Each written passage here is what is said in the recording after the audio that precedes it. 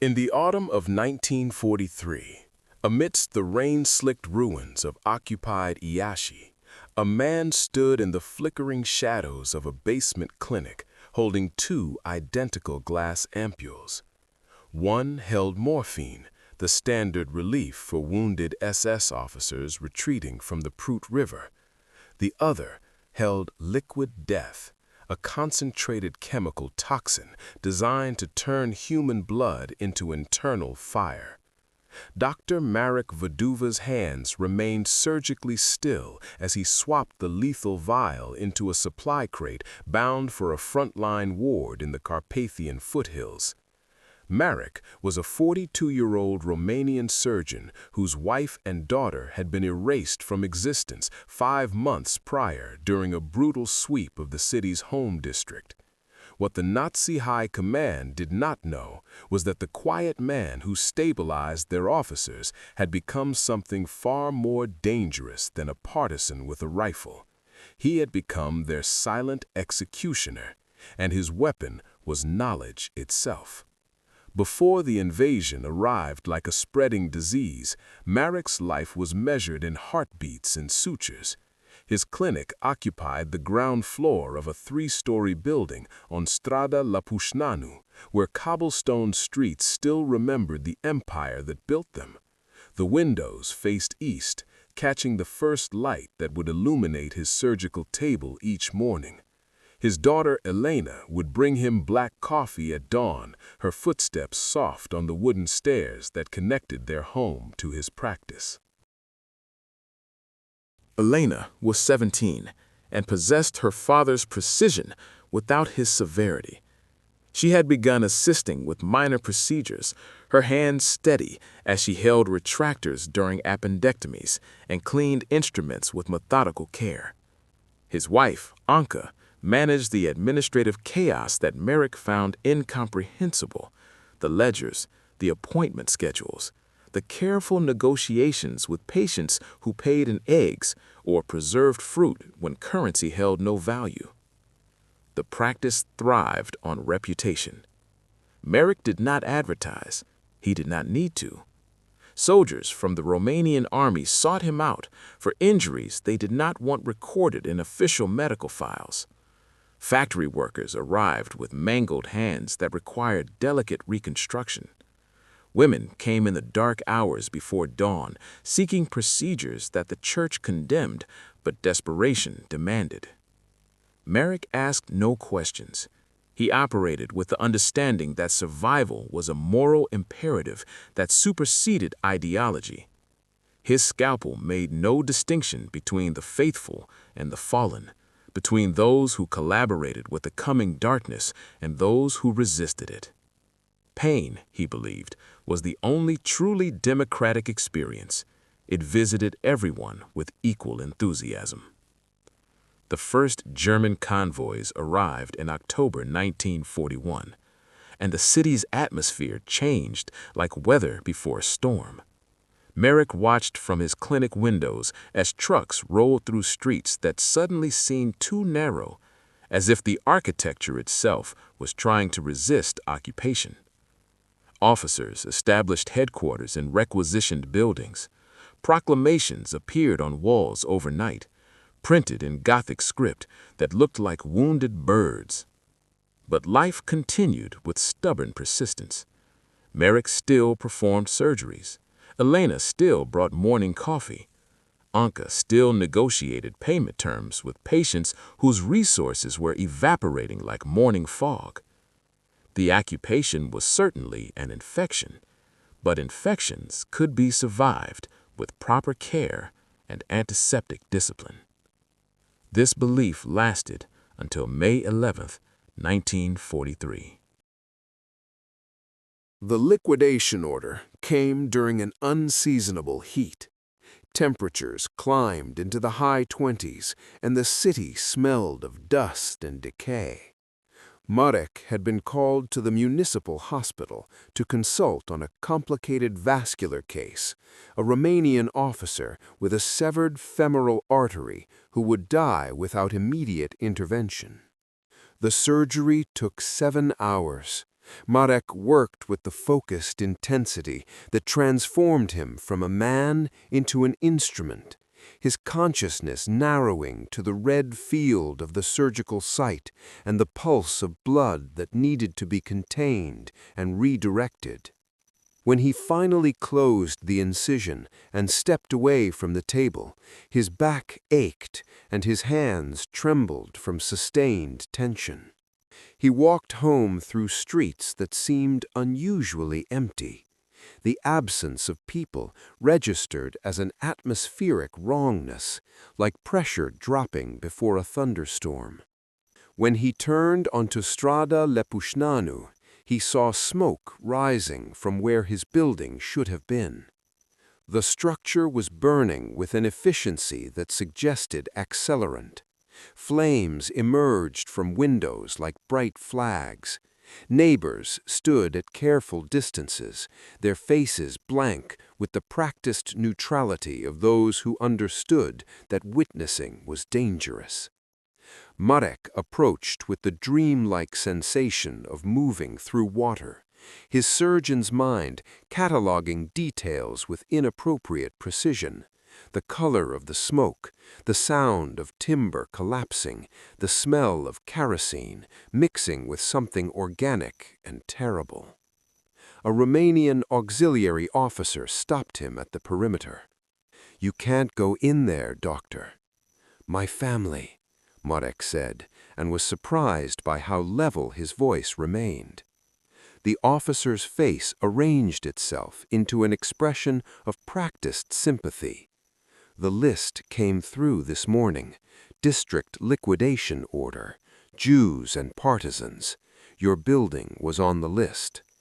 "My wife and daughter aren't Jewish. I'm not a partisan."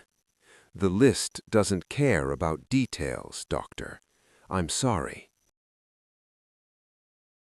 Marek stood watching his life burn for another 20 minutes before walking to the collection point they had established in the old tobacco warehouse. Bodies were arranged in rows that demonstrated a terrible organizational efficiency. He found Anka and Elena near the eastern wall, their faces already beginning to swell in the heat. They had been shot in the back of the head with the procedural indifference of livestock processing. He did not cry. He did not rage. He knelt beside them and checked for pulses with the automatic thoroughness of his training, even though he knew what he would find. His hands remembered the warmth of his daughter's skin from that morning when she had handed him coffee and complained about the heat. Now that skin was cooling toward room temperature with mathematical predictability. Something fundamental broke in Marek during those moments.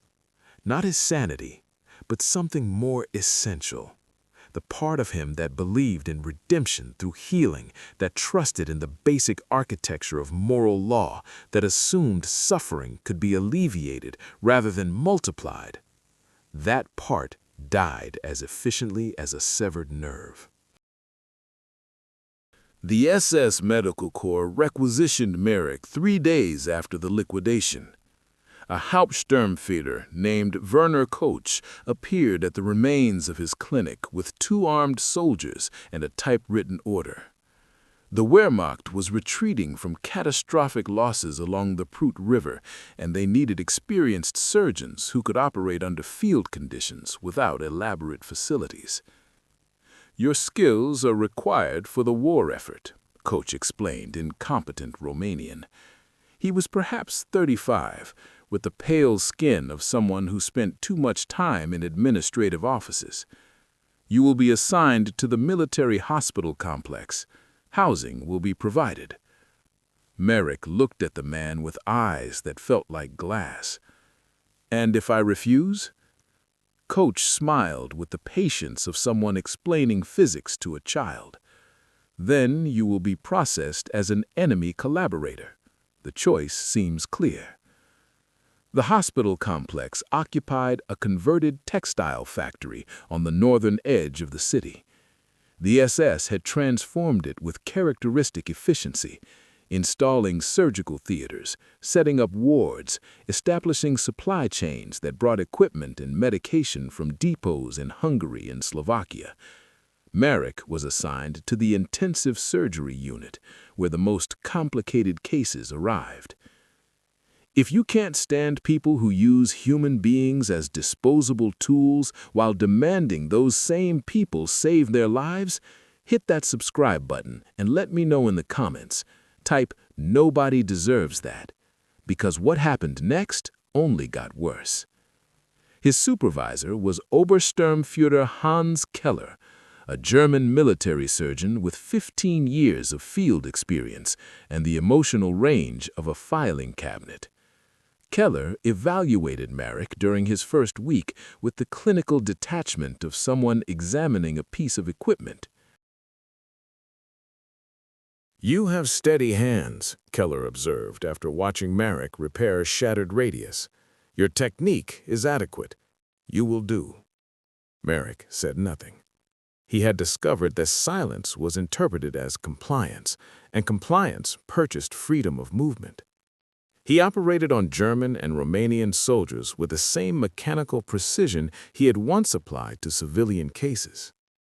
The only difference was that now each successful surgery felt like a betrayal of the rage crystallizing inside him like rock salt. The hospital's supply system was chaos disguised as order. Medications arrived in crates stamped with Wehrmacht eagles and inventory codes, but the tracking was primitive. Handwritten ledgers maintained by clerks who were often drunk or distracted. Morphine ampules came in boxes of 50, packed in wood shavings and marked with batch numbers that meant nothing without proper documentation. Marek began paying attention to the flow of these shipments with the same intensity he had once applied to anatomy textbooks. He learned that medications were distributed from a central pharmacy to individual wards through a system of requisition forms that no one actually verified. He discovered that the Romanian auxiliary staff who managed inventory were overworked and underpaid, their loyalty purchased with cigarettes and the promise of food rations. Within 3 weeks, Marek understood the entire architecture of the medical supply chain. More importantly, he recognized its vulnerability. The gaps between order and delivery, the moments when ampules sat unguarded in storage rooms, the rotating schedules that created windows of opportunity. He began planning his war. The basement of the hospital complex contained abandoned equipment from the factory's previous life: industrial chemical storage tanks, centrifuges, distillation apparatus. Marek requisitioned a corner of this space under the pretense of establishing a tissue culture laboratory for wound infection research. Keller approved the request without interest. Research was irrelevant to battlefield medicine. Marek worked during the hours between midnight and 4 in the morning, when the hospital settled into the shallow breathing of institutional sleep. He wore his surgical whites, which functioned as camouflage. Anyone encountering him would assume he was returning from or heading toward an emergency procedure. The toxin he designed was elegant in its simplicity. He based it on a concentrated extract of ricin, derived from castor beans he obtained from a veterinary supplier who assumed he was treating farm animals. Ricin was perfect for his purposes, slow-acting enough to avoid immediate suspicion, agonizing in its progression, and nearly impossible to detect without sophisticated laboratory analysis that field hospitals did not possess. But ricin alone was insufficient. He needed the substance to mimic morphine's physical properties, its viscosity, its color when held against light, its behavior when injected into human tissue. He spent weeks experimenting with binding agents and stabilizers, mixing compounds with the precision of recipe development. The breakthrough came in August during a week of suffocating heat that made the basement feel like a kiln. He discovered that adding a small amount of glycerol and adjusting the pH created a solution that was visually indistinguishable from pharmaceutical morphine. When he tested it on laboratory rats he had acquired through the same veterinary supplier, the results were everything he had hoped for. The animals died over the course of 6 to 8 hours, their nervous system systematically failing as the toxin inhibited protein synthesis at the cellular level. They experienced progressive paralysis, respiratory distress, and catastrophic organ failure. The visible suffering was extraordinary. Marek watched these deaths with the dispassionate interest of a researcher collecting data. He felt nothing. No horror, no satisfaction, no moral hesitation. The part of him that might have questioned this work had been buried beside Anka and Elena in that tobacco warehouse. He refined the formulation until he could produce it efficiently. Each batch yielded approximately 20 ampules, each containing a dose calibrated to cause maximum suffering in an adult male weighing between 70 and 90 kilograms. He stored them in sealed containers marked with false inventory codes, hidden among legitimate medical supplies. By September, he had accumulated enough liquid death to fill 60 ampules. It was time to begin the distribution. The first exchange happened on a rainy Tuesday morning in late September. Marek was assigned to an emergency surgery, a Sturmbannführer named Josef Brenner who had been wounded by Soviet artillery near the Prut River. Shrapnel had torn through his abdomen, creating internal bleeding that required immediate intervention. The surgery took 3 hours.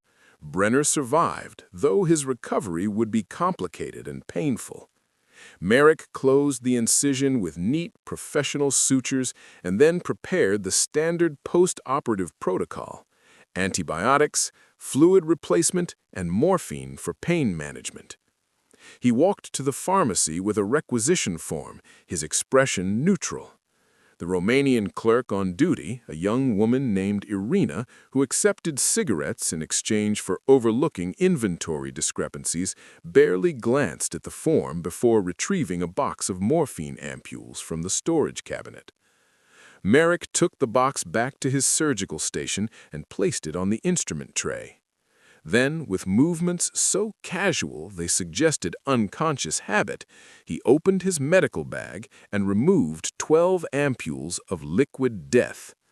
He replaced 12 morphine ampules with his substitutes, ensuring the batch numbers matched the original packaging. The modified box went back into circulation. Over the next 48 hours, those 12 ampules were distributed to wounded SS officers recovering in various wards throughout the hospital complex. The first screams began on Thursday evening. Marek was in the surgical theater repairing a fractured femur when Keller appeared in the doorway, his face arranged in an expression of puzzled concern. "We're having unusual complications in the post-operative ward. Multiple patients are experiencing severe adverse reactions." "What kind of reactions?" Marek asked, without looking up from the surgical field. "Extreme pain, respiratory distress. One patient has already died. The symptoms are consistent with some kind of poisoning, but that makes no sense. These are routine morphine administrations." Perhaps a contaminated batch, Marek suggested. It happens occasionally with wartime production standards. Keller nodded slowly. Perhaps. I want you to examine the affected patients and provide your assessment. Marek finished the femur repair and then walked to the post-operative ward with the measured pace of someone approaching routine consultation. The scene that greeted him was extraordinary. 6 SS officers occupied beds in various stages of toxic reaction. Their skin had taken on a grayish pallor, and they were sweating despite the cool autumn temperature. One man was convulsing, his body arching off the mattress with mechanical repetition. Another was screaming in Romanian, though he was German. The pain had apparently erased his language training. Sturmbannführer Brenner, Marek's patient from Tuesday was among them. He looked at Marek with eyes that held something beyond pain, a kind of existential betrayal, as if the universe itself had violated a fundamental contract. "Doctor," Brenner gasped, "what's happening to me?" Marek checked his pulse and examined his pupils with appropriate medical concern. "You're experiencing a severe reaction to something. We're investigating. It feels like my blood is burning, like fire inside my veins." "I understand. We'll increase your pain medication." "Please," Brenner whispered. "Please, make it stop." Marek adjusted the man's IV line and then moved to the next bed. He spent 90 minutes examining the affected patients, taking notes, projecting the appropriate professional concern. Inside, he felt nothing, except a cold satisfaction that his calculations had been accurate. 3 more patients died over the next 24 hours. The hospital administration launched an investigation, which ultimately concluded that a contaminated morphine batch had somehow entered the supply chain. The remaining ampules from the suspect batch were destroyed. New morphine was requisitioned from a different depot. The matter was considered closed. If you believe that monsters should feel the consequences of their actions, hit that subscribe button. People who burn children and break families won't, and you need to hear what he did about it. October brought cold rain that turned the city streets into rivers of mud. The Eastern Front was collapsing with increasing speed, and the hospital complex filled with casualties at a rate that overwhelmed its capacity. Wounded soldiers arrived in trucks that smelled of gangrene and terror, and the surgical theaters operated in continuous rotation. Marek worked 18-hour shifts that blurred into a continuous present tense. He operated, he slept for a few hours in his assigned quarters. He returned to surgery. During the small hours between midnight and dawn, he visited his basement laboratory and produced more liquid death. But now his approach became more sophisticated. He had learned from the first distribution that mass casualties attracted investigation. The key was to spread the deaths over time and geography, creating a pattern too diffuse to trigger alarm. He began mapping the entire regional medical supply network. Through careful observation and strategic conversations with Romanian auxiliary staff, he learned where morphine shipments were sent after leaving the central hospital. Field hospitals in the Carpathian foothills, emergency medical stations near the Prut River, mobile surgical units that followed the retreating Wehrmacht. Each destination represented an opportunity. He started introducing small quantities of liquid death into multiple shipment points, never enough to create obvious statistical anomalies, but sufficient to ensure a steady stream of casualties. 2 ampules here, 3 ampules there, 5 ampules in a crate bound for a field hospital serving the 4th Mountain Division. The beauty of the system was its deniability. When SS officers died screaming in field hospitals 50 kilometers away, there was no connection to Dr. Marek Vaduva. The deaths were attributed to wound complications, to infections, to the general chaos of wartime medicine. Even when patterns emerged, they pointed toward supply chain problems rather than deliberate sabotage. By late October, Marek estimated he had introduced approximately 140 ampules of liquid death into circulation. Conservative mathematics suggested a mortality rate of at least 70%, meaning nearly 100 SS officers had died in agony because of his intervention. The number should have meant something. Instead, it felt like counting stones, a quantitative observation without emotional content. Each death was a data point in an experiment that had no control group and no conclusion. He continued working with the mechanical efficiency of industrial production. His hands remained steady during surgery. His face maintained the appropriate expression of professional concern. Inside, he was hollow as a bell, capable only of producing a single clear note when struck. The inspection happened on a frozen morning in early November. Sturmbannführer Keller appeared at Marek's surgical station with an expression that suggested suppressed rage. "We have a visitor from Berlin, a medical oversight officer conducting surprise audits of frontline hospitals. He wants to tour the entire facility, including research spaces." Marek felt something shift in his chest. Not fear exactly, but a heightened alertness that resembled the physiological state before surgery. When? Now, this morning, he's already examining the main pharmacy. The oversight officer was named Hauptsturmführer Dieter Vogel. He was perhaps 40, with wire-rimmed spectacles and the prissy mannerisms of someone who enjoyed exercising bureaucratic authority. He carried a leather-bound notebook and made constant annotations with a fountain pen that clicked with irritating precision. "Dr. Vaduva," he said in German, not bothering with Romanian pleasantries. "I understand you maintain a research laboratory in the basement. I want to see it." Marek led him down the concrete stairs into the industrial space that smelled of chemicals and rust. His laboratory occupied a corner partitioned by steel shelving units that held equipment and supplies. The distillation apparatus was visible, along with culture dishes and microscope slides that suggested legitimate research activity. And this, Vogel pointed to a locked metal cabinet.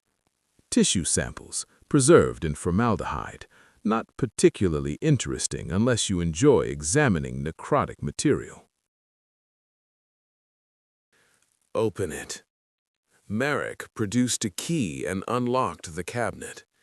Inside were glass jars containing preserved tissue samples that he had indeed collected from surgical procedures, legitimate research material that served as camouflage for the 3 sealed containers hidden behind them, each containing 20 ampules of liquid death.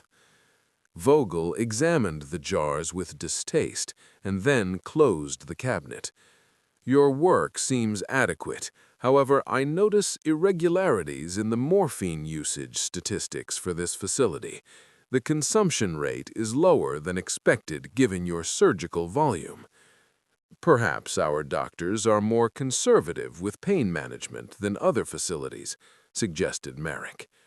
"Perhaps, or perhaps there are inventory problems. I'm ordering a complete audit of pharmaceutical supplies. Any discrepancies will be investigated thoroughly." The audit took 3 days and discovered nothing. Marek had been careful to maintain usage logs that matched his actual morphine consumption, while hiding the substitutions within the statistical noise of a chaotic supply system. The Romanian clerks who managed inventory were terrified of German authority and confirmed whatever the official record suggested. Vogel departed with his leather notebook full of annotations, and the facility returned to its normal rhythm of surgical emergencies and administrative dysfunction. Marek continued his work with the understanding that he had come within inches of discovery, and that next time he might not be fortunate. But he also understood that stopping was not an option. He had become a machine calibrated for a single purpose, and machines did not question their programming. December brought news that the Soviet offensive was accelerating. Red Army units had crossed the Dniester River and were advancing toward the Carpathians with speed that suggested the Wehrmacht's defensive lines were collapsing. The hospital complex received orders to prepare for evacuation. Chaos descended like weather. Equipment was packed into crates. Patient records were burned to prevent capture. Wounded officers who could walk were loaded onto trucks. Those who could not were given lethal injections with the procedural efficiency of veterinary euthanasia. Marek saw his opportunity. The pharmacy was in complete disarray. Medications were being consolidated into transport crates for the retreat westward. Supervision was minimal. Everyone was focused on personal survival rather than inventory control. The Romanian auxiliary staff had largely abandoned their posts, recognizing that the German occupation was ending. Over 3 consecutive nights, Marek worked in his basement laboratory, producing the largest batch of liquid death he had ever attempted. He emptied his entire supply of raw materials, distilling and refining until he had 240 ampules of toxin. Then, with the methodical patience of someone planting a garden, he began introducing them into the evacuation supplies. He replaced morphine in crates bound for field hospitals along the retreat route. He substituted ampules in emergency medical kits being loaded onto transport trucks. He corrupted supplies destined for hospitals in Hungary and Slovakia. By the time the evacuation began on December 18th, approximately 15% of the morphine supply being transported with the retreating German forces had been replaced with liquid death. The scope of what he had done settled on Marek with the weight of geological time. He had just poisoned hundreds of soldiers, possibly more than 1,000, depending on distribution patterns. The deaths would occur over weeks and months as the contaminated supplies worked their way through the German medical system. Packing his personal belongings, a small bag containing medical instruments, 2 changes of clothes, and a leather journal where he had documented every batch of liquid death he had produced, then he walked out of the hospital complex into a city that smelled of smoke and approaching winter. Soviet artillery was audible in the distance, a rhythmic thunder that promised the end of occupation. Marek walked through streets where German convoys were retreating westward in columns that stretched to the horizon. No one stopped him. In the chaos of collapse, a single Romanian doctor was beneath notice. He walked until he reached the tobacco warehouse where he had found Anka and Elena. The building was empty now, its doors hanging open like a mouth. He stood in the space where their bodies had lain and tried to feel something: grief, satisfaction, relief, anything that would confirm he was still human. Nothing came. He was hollow as a drum, capable only of producing echoes.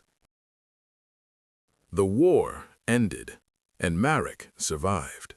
He made his way to Bucharest in early 1945 and found work at a municipal hospital that desperately needed experienced surgeons. He operated, he taught medical students, he attended administrative meetings with appropriate professional engagement. But he never touched morphine again. When patients required pain management, he assigned the task to junior doctors or nurses. When colleagues questioned this peculiarity, he explained that he had developed a hand trimmer that made him uncomfortable handling delicate medications. The lie was accepted because truth was too complicated for casual conversation. At night, he sat in his small apartment and wrote in the leather journal he had carried from Yash. He documented every batch of liquid death he had produced, every distribution point he had corrupted, every detail of his quiet war against the SS medical system. The journal was not a confession. He felt no guilt that required acknowledgement. It was simply a record, the way a scientist might document an experiment. Years passed with the hollow progression of empty rooms. Marek aged into a figure of professional respect, the quiet surgeon who never spoke about the war, who operated with steady hands and trained a generation of Romanian doctors in the principles of emergency medicine. Students described him as competent but emotionally remote, like a machine that happened to occupy a human shape. The journal remained hidden in his apartment, sealed in a metal box that he never showed to anyone.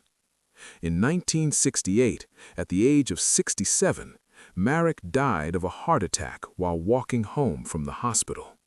The death was quick and unremarkable, the kind of ending that suggested the universe maintained no sense of irony or justice. His apartment was cleared by distant relatives who had no interest in his possessions. The medical instruments were donated to the hospital. The clothes were given to charity. The leather journal in its metal box was discovered by a nephew who read it with increasing horror before turning it over to historians specializing in wartime documentation. The journal created a brief sensation in academic circles. Researchers attempted to verify Marek's claims by cross-referencing German military medical records from the final year of the war. The data was incomplete and contradictory, but certain patterns emerged. Field hospitals along the retreat route from Romania had indeed experienced unusually high mortality rates among wounded SS officers during late 1943 and early 1944. The deaths were attributed at the time to infection and wound complications, but the statistical clustering suggested something more systematic. Conservative estimates suggested that Dr. Marek Vaduva's sabotage had caused between 300 and 500 SS casualties. More aggressive interpretations of the data suggested the number might have exceeded 1,000. The historians debated the moral implications with the enthusiasm of people who had never stood beside a mass grave. Some argued Marek was a hero who waged a personal war against genocidal forces. Others suggested he had become the very monster he opposed, transforming medicine into a weapon of calculated cruelty. Marek himself anticipated this debate. The final entry in his journal, dated October 1967, contained a single sentence that served as his epitaph. I learned that necessity and righteousness are not synonyms, and by the time I understood the difference, I was already a ghost. The journal eventually found its way into the collection of the Yad Vashem Memorial in Jerusalem, where it remains as a document of ambiguous testimony. Visitors examine it with the troubled fascination reserved for artifacts that resist easy categorization, neither clearly heroic nor simply criminal, but existing in the gray territory where survival and vengeance become indistinguishable. The glass vials are long gone, their contents dispersed into history, but the question they pose remains crystallized like the toxin they once contained. When the world becomes a laboratory of cruelty, what separates the healer from the executioner? And once you cross that line with steady hands and clear intention, can you ever find your way back? Dr. Marek Vaduva never answered these questions. He simply lived with them until living became indistinguishable from haunting, and then he stopped.